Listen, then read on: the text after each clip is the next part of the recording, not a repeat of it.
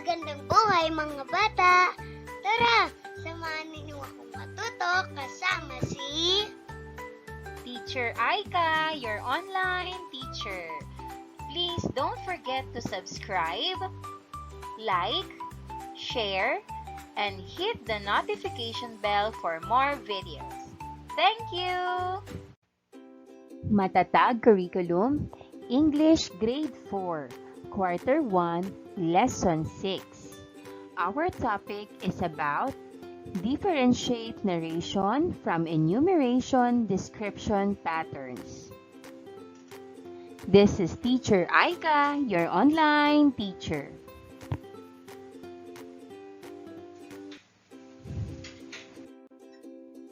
Learning competencies and objectives. First, express ideas appropriately. Age appropriate, gender responsive, culture sensitive, for one's purpose, context, and target audience. First, differentiate narration from enumeration description patterns.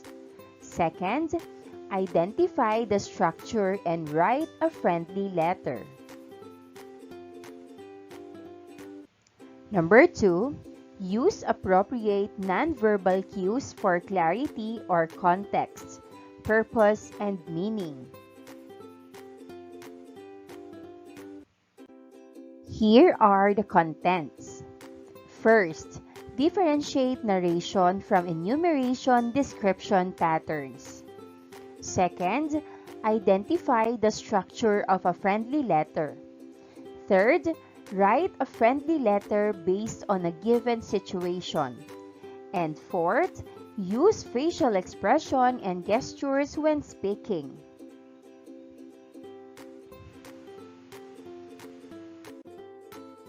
Before we start, let's have a short review. The title is That's Not a Complex. Activity instructions. Teams of students will have to identify whether the given sentence is complex or not.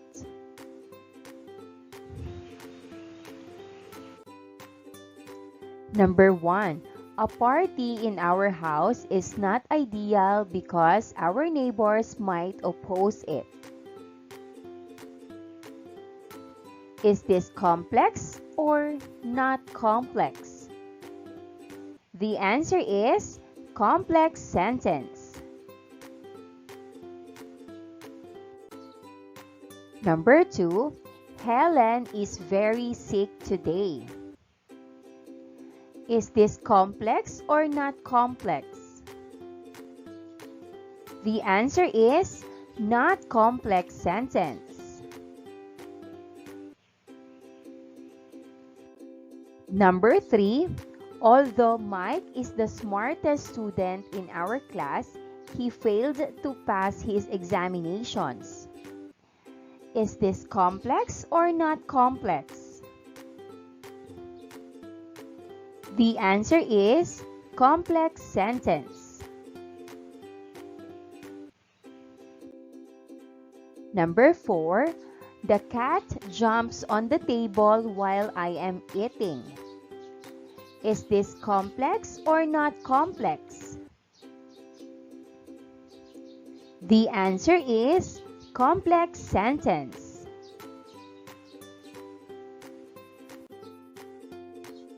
Number 5, she enjoys swimming. Is this complex or not complex? The answer is not a complex sentence.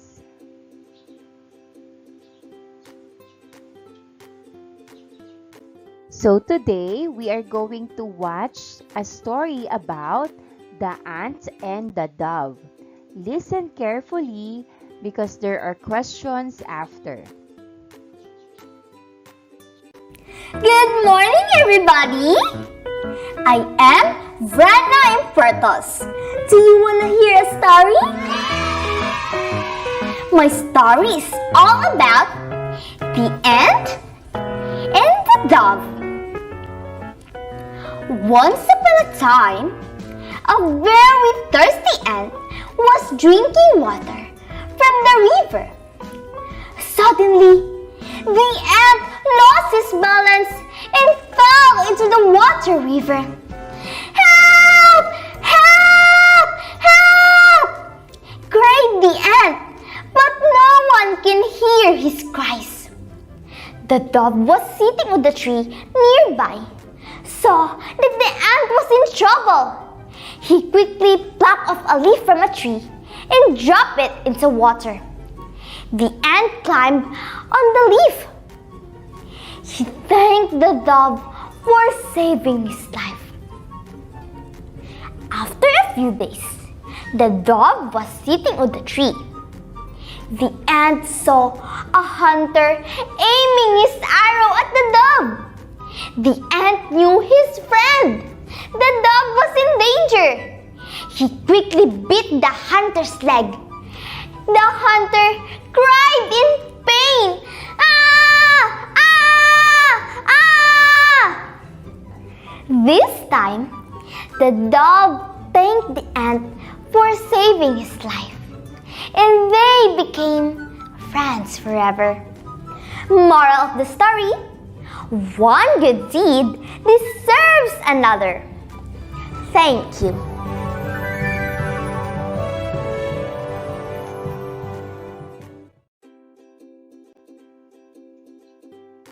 How does the storyteller read?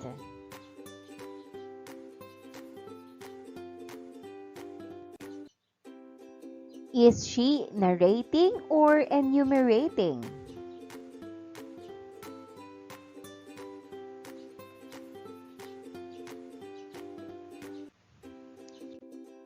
Let's have vocabulary. Directions: fill in the correct letter to complete the word. Choose your answers from the letters given below. The first word means extremely wet. The answer is soaked. The second word means a small pool of water that's usually found on the ground after it rains or from another source. The answer is puddle.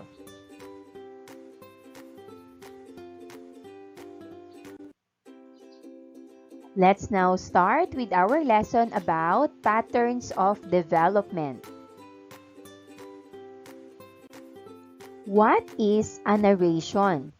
Narration is the act of telling a story or recounting a series of events. The story that follows is an example of narration.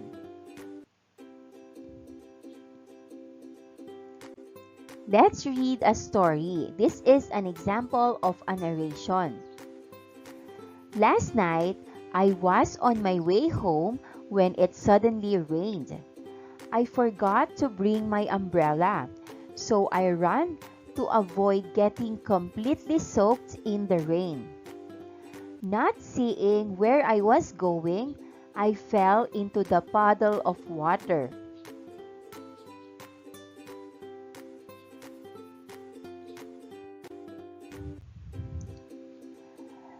Then a guy helped me to stand. When I looked up, I recognized him. I forgot I was soaking wet and that I felt very cold. He offered to walk me home, and I just nodded. The next day, I saw him in school. At last, we talked like old friends.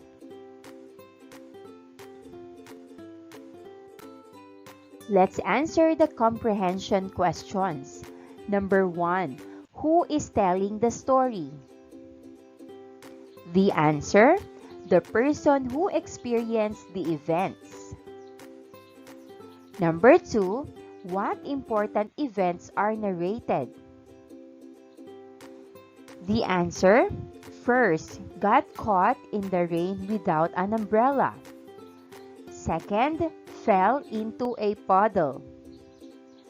Third, was helped by a stranger. Fourth, recognized the stranger and accepted help. Fifth, saw the stranger at school and talked like old friends. Number 3, how are the events arranged? The answer, they are arranged chronologically.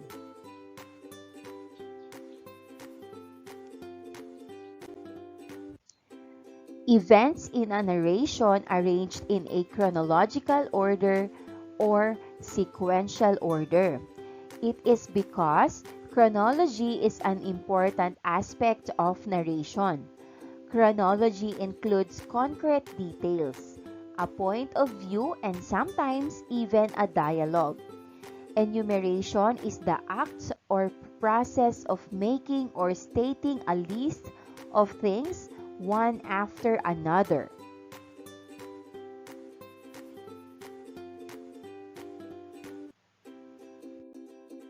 The following paragraphs shows examples of narration. Paragraph number 1. COVID-19 is a respiratory illness that is caused by different viruses. Most people infected by COVID-19 will experience mild and moderate respiratory illnesses and recover without any special treatment.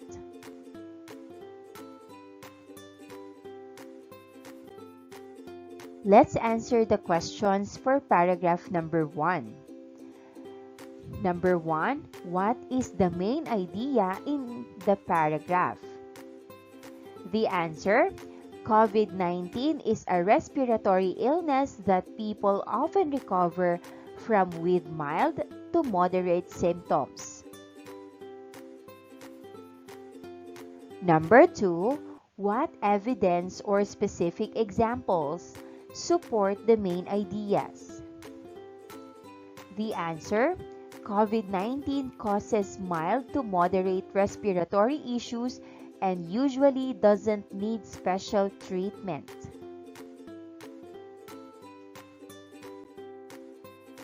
Next, let's have paragraph number 2. As a grade 4 pupil, Emmanuel is already motivated in many ways. He does things in order so that he will not forget anything when he starts helping his parents. First, he would assist his mother in doing some household chores. Next, he would go to his father in the farm to pasture the carabao in the field. Then, he would gather firewood to be carried back home. Finally, he would burn the midnight oil working on his assignments and study his lessons.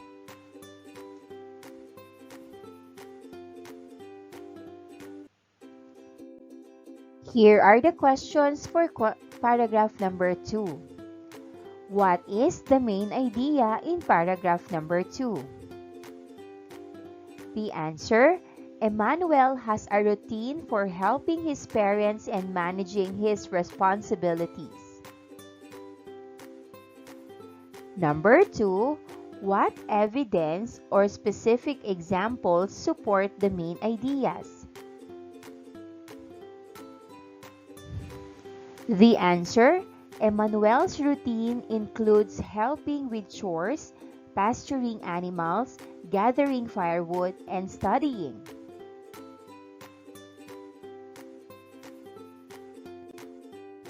Number 3, the paragraph number 2 uses the words first, next, then, and finally. What do we call these words?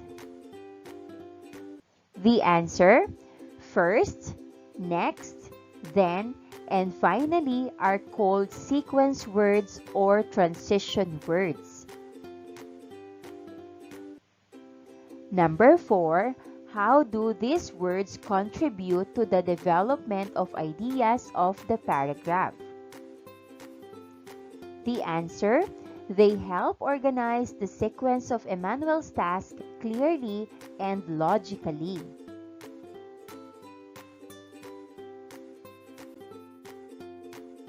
First, next, then, and finally are examples of transition or signal words. These words show that important ideas are enumerated in a text.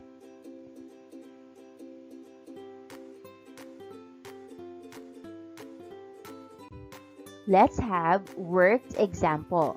Directions: identify whether the paragraph shows narration or enumeration.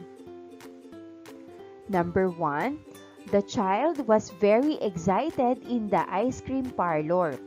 There was a world of chocolate, vanilla, mango, strawberry, apple, grapes, and every possible flavor. The answer is enumeration because it gives us list various ice cream flavors.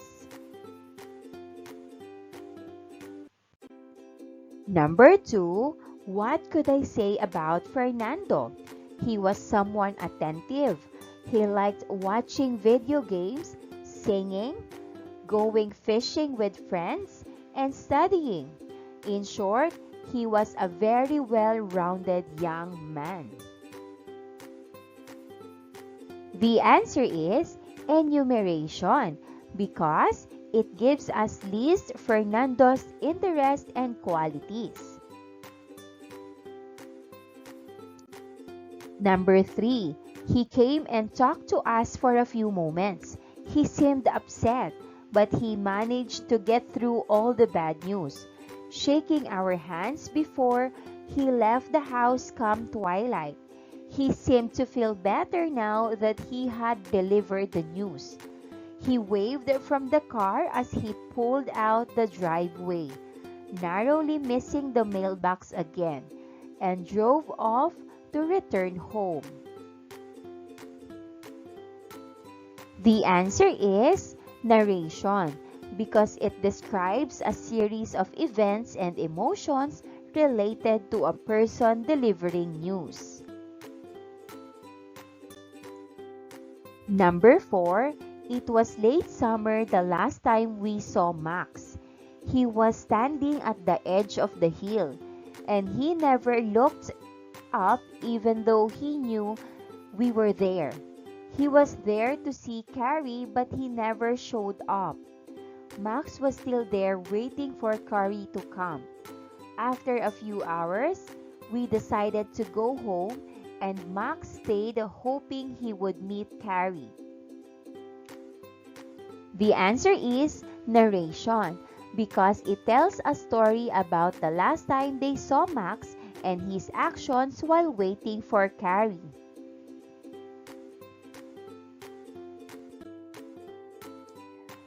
Let's talk about narration. Narration is telling a story or describing events in sequence, focusing on actions, emotions, and details. It often includes characters and a plot. These are the things that you need to consider when you are identifying if a paragraph is a narration or not. Number 1, storytelling involves a sequence of events or experiences. Number 2, details includes descriptions of actions, emotions, and characters. Number 3, plot typically follows a storyline with a beginning, middle, and end. Number 4, dialogue may include conversations or interactions between characters. And number 5, chronological. Events are often arranged in the order they occurred.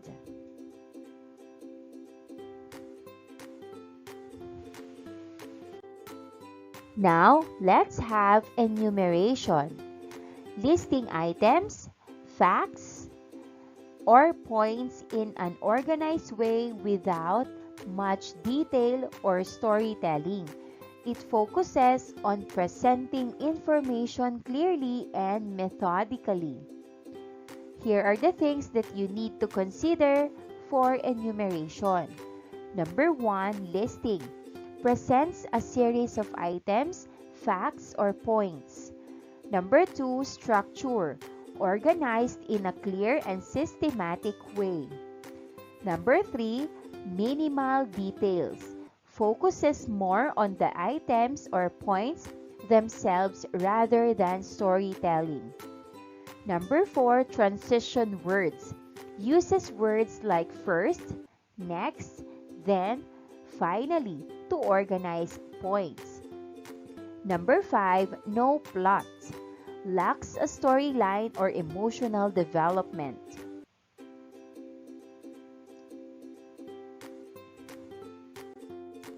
Let's have a formative assessment. Directions: identify whether the statement below is a narration or enumeration.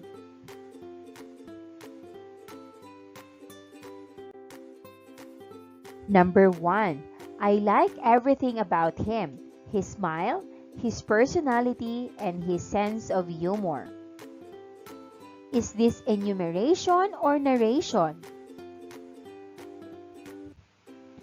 The correct answer is enumeration. Number 2, she unpacked her suitcase, her toothbrush, her slippers, her shirt, her pants, and her laptop. Is this enumeration or narration? The answer is enumeration.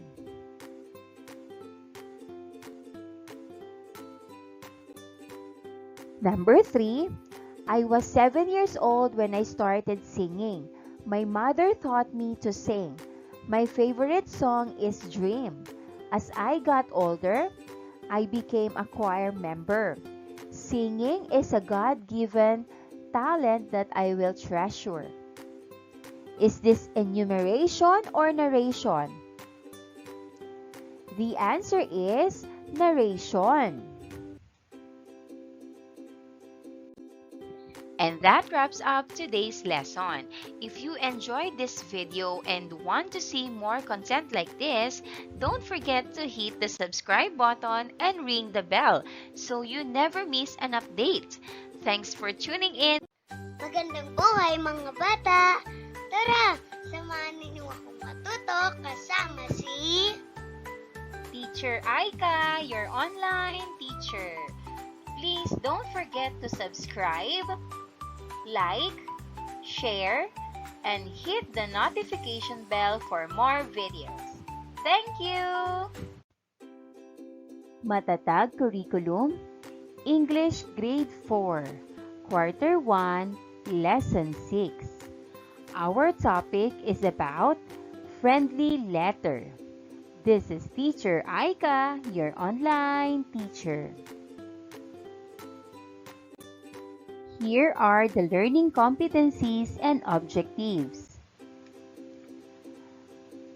Express ideas appropriately, age appropriate, gender responsive, culture sensitive, for one's purpose, context, and target audience. Objectives. Number 1. Differentiate narration from enumeration description patterns. Number 2. Identify the structure and write a friendly letter. Use appropriate nonverbal cues for clarity of context, purpose, and meaning. Number 1. Use facial expressions and gestures when speaking.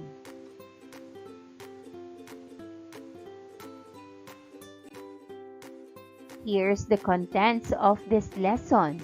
First, differentiate narration from enumeration description patterns. Second, identify the structure of a friendly letter. Third, write a friendly letter based on a given situation. And fourth, use facial expressions and gestures when speaking.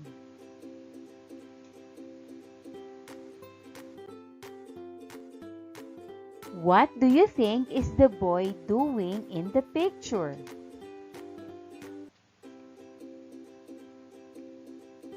The boy is writing a letter.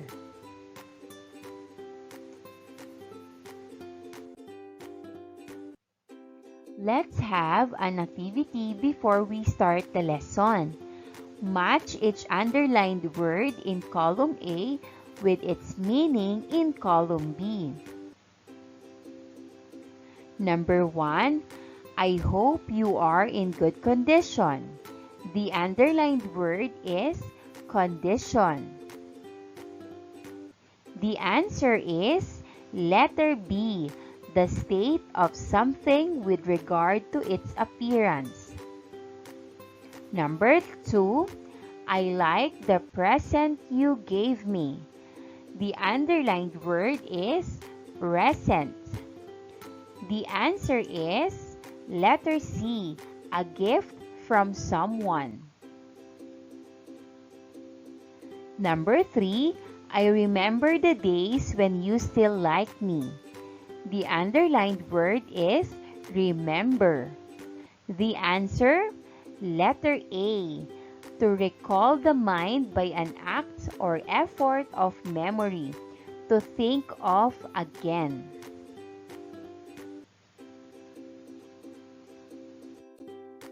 Let's read a letter. August 22, 2023.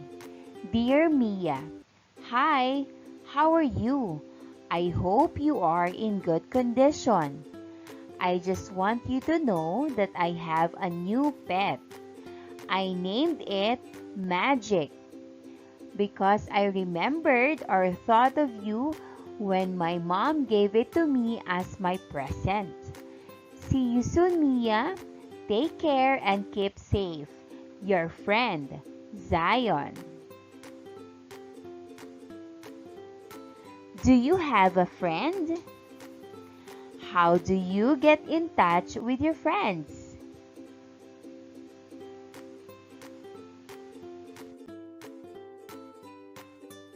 Writing a letter. Writing a letter is one way to connect with your friends.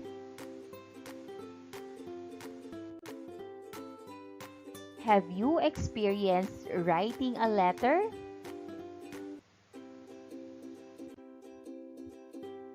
Friendly letter.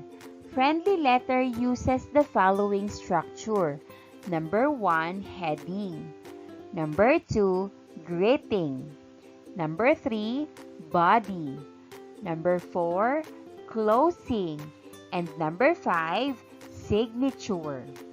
Now, let's discuss it one by one.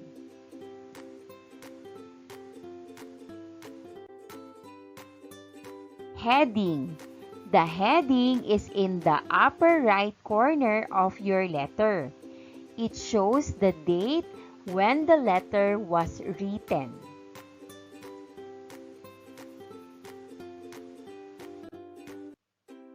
Greeting.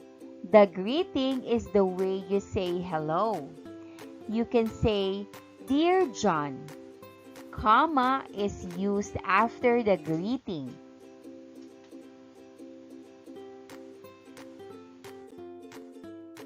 Body or body of the letter. The body is where you write your message.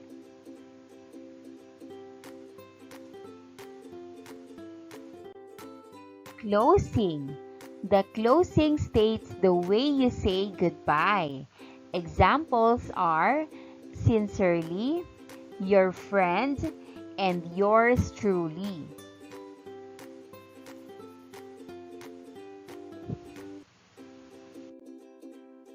Signature. The signature is where you sign your name.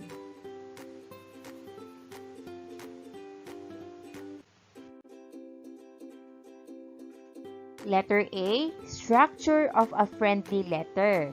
Instructions, identify the structure of a friendly letter.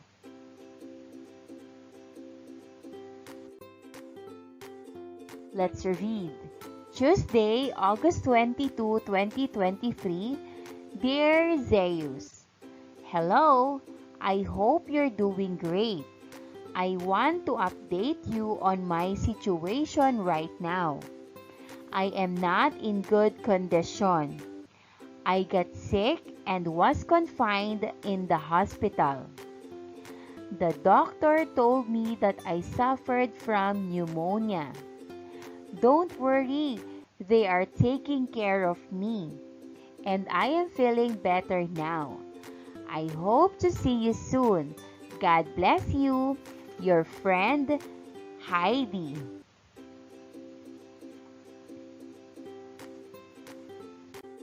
This time, let us identify the structure of this friendly letter. The heading is Tuesday, August 22, 2023. Greeting is Dear Zeus together with a comma.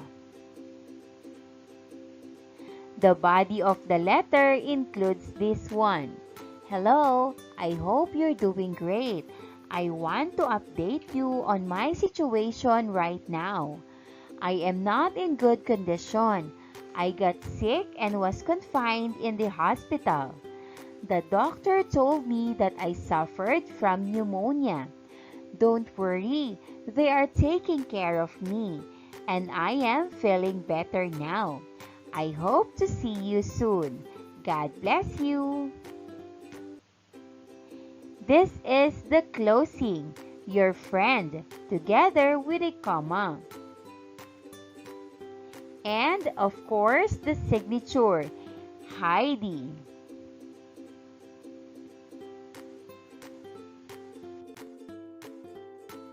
What is the purpose of a friendly letter? Here are the purposes of a friendly letter. First, maintain relationships. Keep in touch with friends, family, or acquaintances. Second, share news. Update the recipient on personal life events or experiences. Third, express feelings. Convey emotions such as appreciation, sympathy, or joy. Fourth, offer support. Provide encouragement or comfort during difficult times. And fifth, nurture connections. Strengthen personal bonds and show that you care.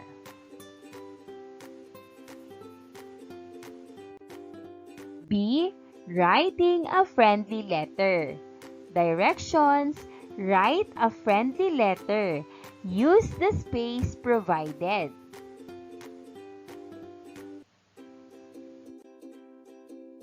This time, use your notebook to write your friendly letter. Good luck!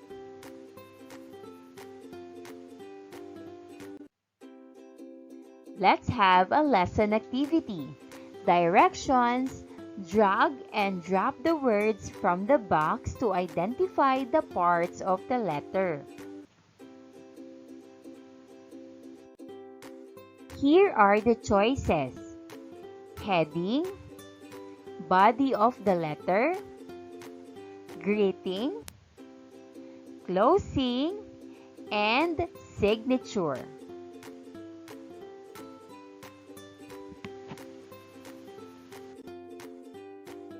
And this is the letter that you are going to label. Monday, August 21, 2023. Dear Tom, how are you? I hope you're doing fine. I and my mom are coming to visit you in 2 days. I hope to visit the botanical garden and bay walk. We also plan to swim in your beaches there. I can't wait to see you. Your cousin, Angel.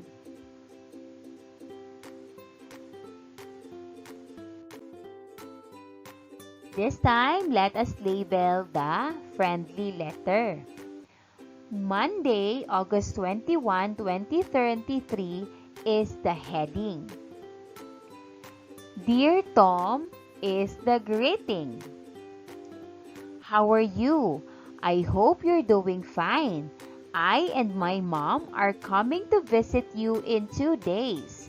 I hope to visit the botanical garden and bay walk.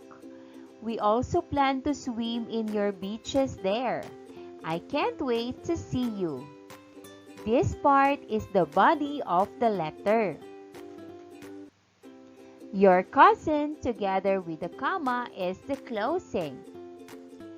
And Angel is the signature.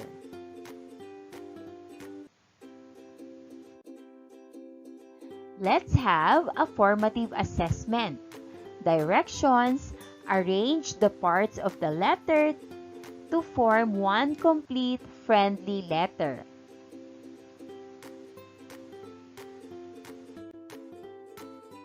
Number 1, yours truly. Number 2, August 30, 2023. Number 3, hi, I heard that you passed your entrance exam in SLU. Congratulations, my friend. Another achievement unlocked for you. I will visit you next month. See you soon. Melanie. Dear Michelle. Let's answer. August 30, 2023 is the heading. Dear Michelle, together with the comma, is the greeting. Hi, I heard that you passed your entrance examination in SLU. Congratulations, my friend. Another achievement unlocked for you. I will visit you next month. See you soon. This is the body of the letter. Yours truly, together with a comma, is closing. And Melanie is the signature. Good job, kids!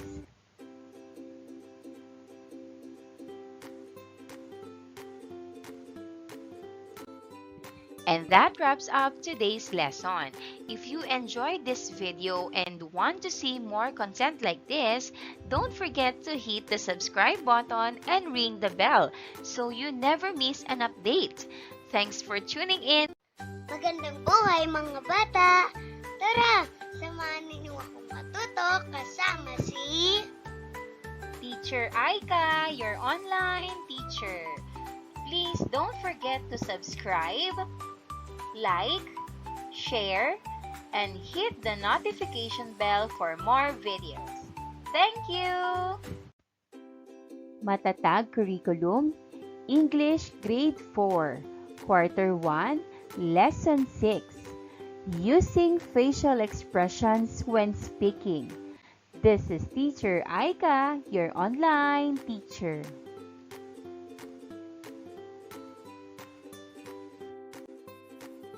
Learning competencies and objectives. First, express ideas appropriately, age appropriate, gender responsive, and culture sensitive for one's purpose, context, and target audience. Number 1, differentiate narration from enumeration description patterns. Number 2, identify the structure and write a friendly letter. Second, use appropriate nonverbal cues for clarity of context, purpose, and meaning. Number 1, use facial expressions and gestures when speaking.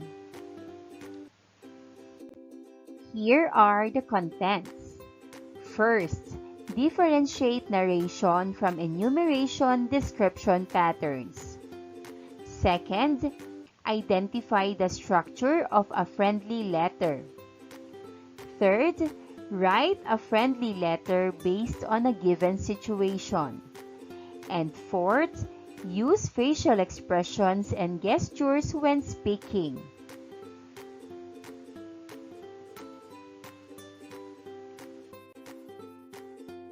Activity number 1. Directions. Watch the song Mr. Happy.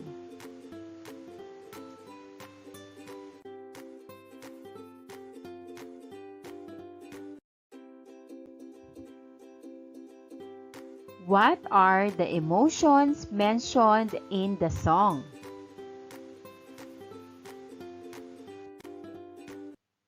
Activity number 2. Directions. Arrange the jumbled letters to get the correct answer. Let's have the first word. It means very eager. The answer is excited. Good job.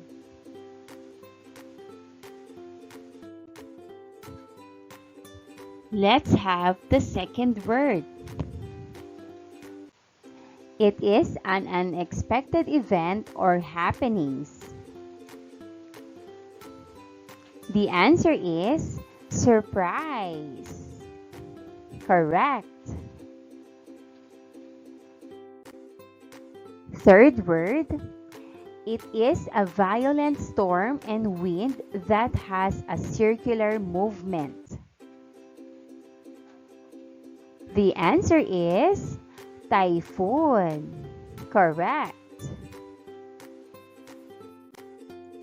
And our last word is a public and typically formal statement about a fact, occurrence.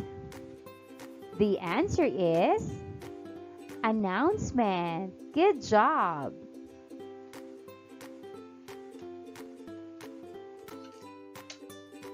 Activity number 3. Directions. Identify and underline the facial expression used in each sentence.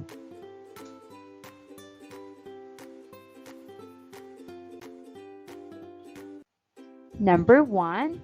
Jonathan was so excited that he couldn't stop talking about the movie he watched.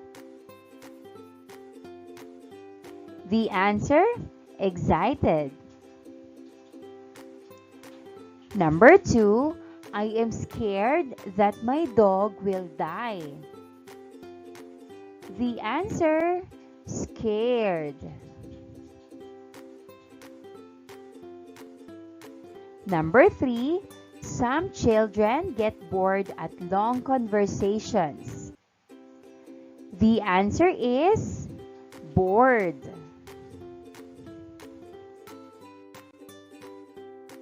Number 4, it makes me sad knowing that I can't go outside.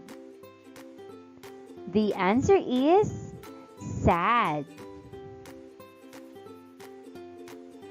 Number 5, he must be very angry to do some things like that. The answer is angry. Let's talk about using gestures when speaking. Using gestures when speaking can enhance communication in several ways. Facial expressions. These are configurations of different micromotor or small muscle movements in the face that are used to infer a person's discrete emotional state. Facial expressions are powerful ways to communicate emotions and reactions without using words.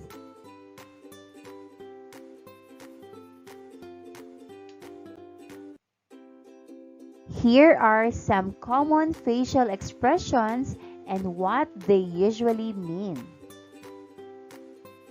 Smiling. It means happiness, friendliness, or amusement.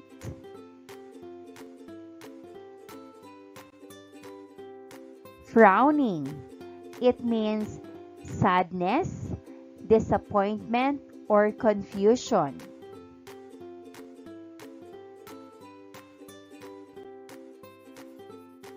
Raised eyebrows. It means surprise, curiosity or interest.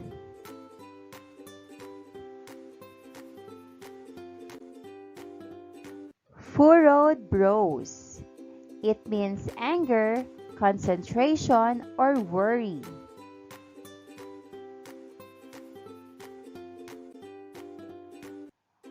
Widened eyes. It means shock, amazement, or fear.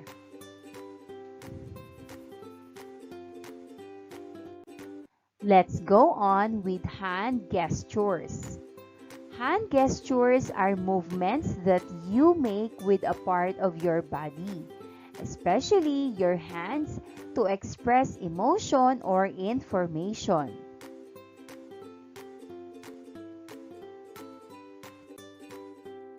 Here are some common hand gestures and what they usually mean. Thumbs up. It means good job or approval.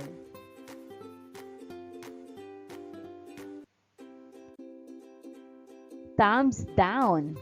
It means disapproval or something is not good.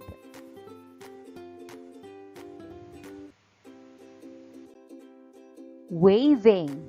It means greeting or saying goodbye.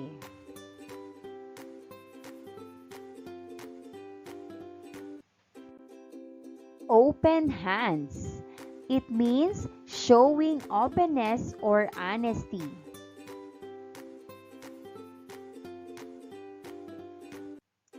Pointing. It means directing attention or indicating something.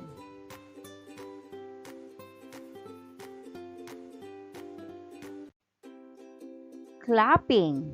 It means applause or showing appreciation.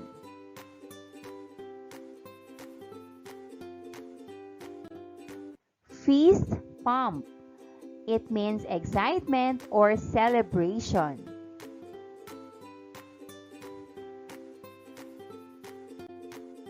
Hand on heart. It means sincerity or showing care.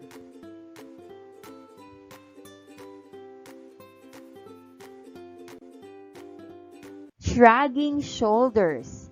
It means not sure or not knowing.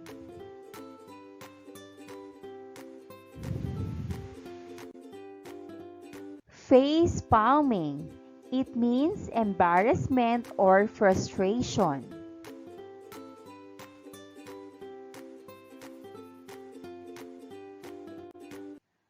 Why use gestures? First, explain better. Show what you mean with your hands. Second, make it fun. Keep people interested and excited. Third, show feelings. Show how you feel with your hands and face. Fourth, remember things. Help you and others remember what you're talking about.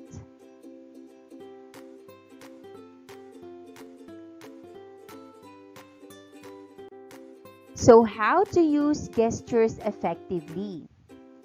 First, be yourself. Use gestures that you feel right for you. Second, match words. Make sure your gestures fit with what you're saying. Third, don't overdo it. Use just a few gestures, not too many. Fourth, use your space. Show your size, direction, or movement with your hands and body. Fifth, practice. Try out your gestures before you speak to see what works best.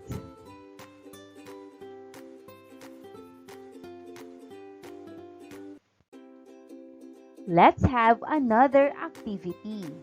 Directions Identify the facial expression on each picture.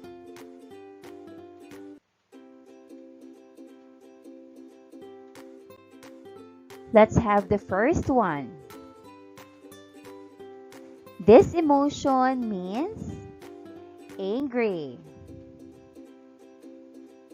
Number 2, this expression means shocked. Number 3, this expression means sad. Number 4, this expression means bored. And number 5, this expression means happy.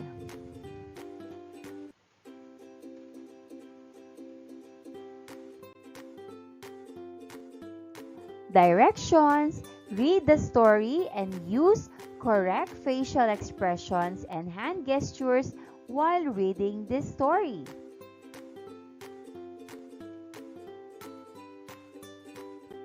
And here is the text that you are going to read with facial expressions and hand gestures.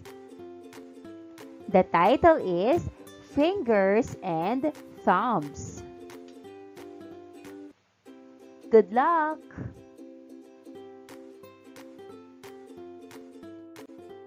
Let's have a lesson activity. Directions: read the story with proper facial expression and gestures.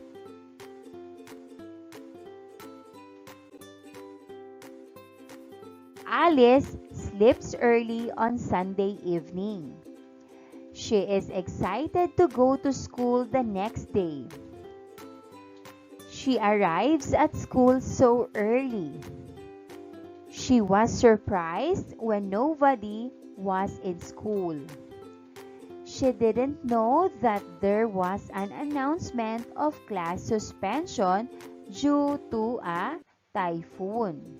So, she went back home. On her way home, she saw the flooded road. She got scared of the thought that she couldn't go home. Her mother was too worried when Alice didn't arrive on time.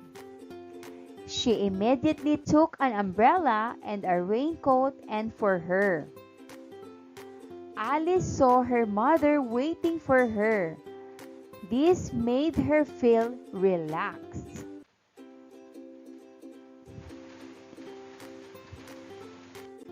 Question: why do we have to use proper facial expressions and hand gestures when we speak? The answer: using proper facial expressions and hand gestures when we speak helps others understand our feelings and messages better. Facial expressions show how we feel, like happiness or sadness, while hand gestures help explain and make our words clearer. They also make talking more fun and interesting, so people stay engaged and understand us more easily.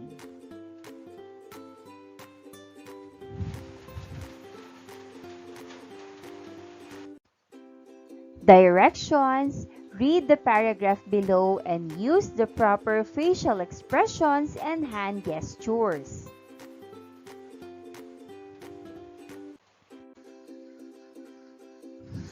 Hello, my name is Aika and I am running for the pupil government.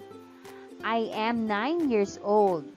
The most important thing to me is to give my best ability to be a good leader.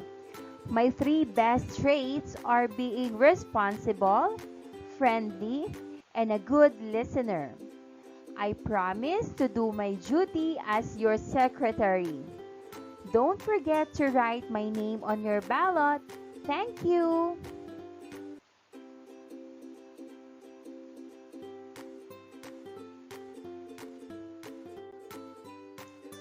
Let's have the formative assessment.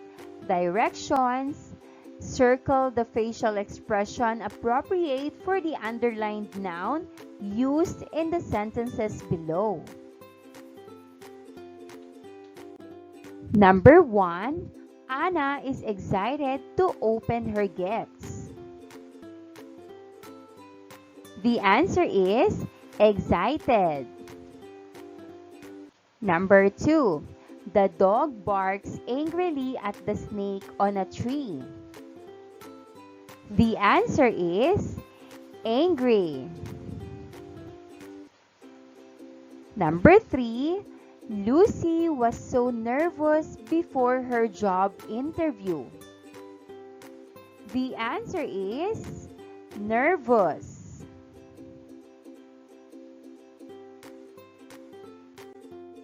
Number 4. Don't be shy, Carla. You have a good voice. The answer is shy. Number 5. Tom was scared to say that he had broken the glasses. The answer is scared. And that wraps up today's lesson. If you enjoyed this video and want to see more content like this, don't forget to hit the subscribe button and ring the bell so you never miss an update. Thanks for tuning in.